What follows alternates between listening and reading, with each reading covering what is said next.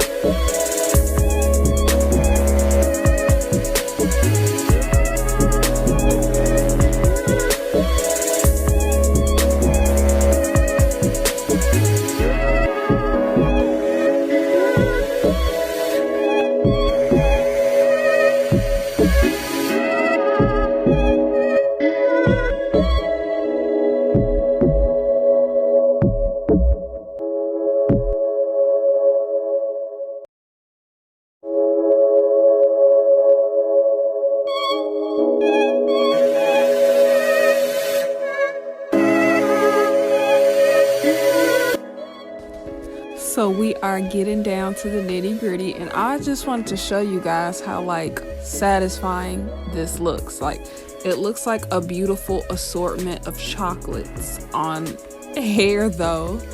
I don't know, I just love using hair to express myself and symbolize like things that I enjoy in real life. So I love getting to get this idea in my head onto this unit. So yeah.